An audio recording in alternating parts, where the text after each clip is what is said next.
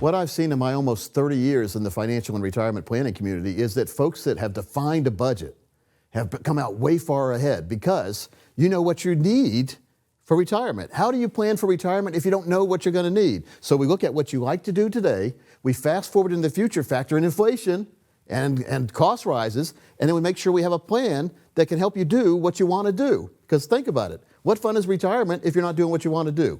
That's why we encourage and help you work out that budget now and that budget later. What I've seen in my almost 30 years in the financial arena is that folks that have a long-term investment strategy usually come out far ahead. Now, an investment strategy is not just throwing money at the stock market and hoping it goes up, even though that is a strategy some people imply, because let's say you take a guess, your first guess ever on a stock, and it goes up. Now you think you're an expert. You can learn real quick that wasn't the right way, and you're not an expert when the next stock you pick goes down. So what I advise is first we establish a core part of your portfolio. The core money is going to be there, it's going to grow, it's going to protect that growth, and it's going to give you lifetime income.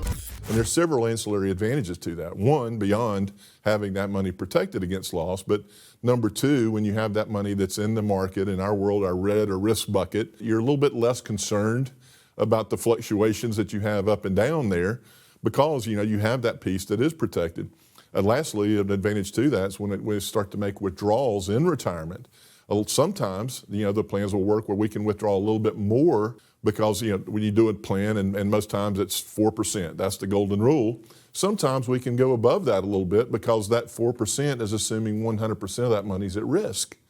So if you do not have all of that money at risk, if you have some and that's completely protected, another advantage there is I could take out a little bit more in retirement because that's not going up and down with the fluctuations of the market.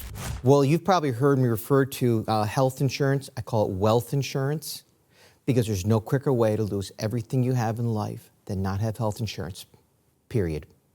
Most people watching know somebody who's had a long-term care incident. It can bankrupt a family. And the first person that goes to the long-term care facility, the second spouse, is broke now. So we need to make sure we have a long-term care policy in place. You don't have to buy a long-term care policy, though, to get long-term care coverage. There are some specially designed life insurance policies that let you take the death benefit today to use for your long-term care. So you don't have to die to benefit from a life insurance policy, and you can be guaranteed to have that long-term care coverage by having the proper policy. So it's overlooked and understood, believe it or not. I know it's a new word, but let's get you understanding what's available to you. We're so worried about today and ourselves, we forget about what's going to happen tomorrow to our relatives.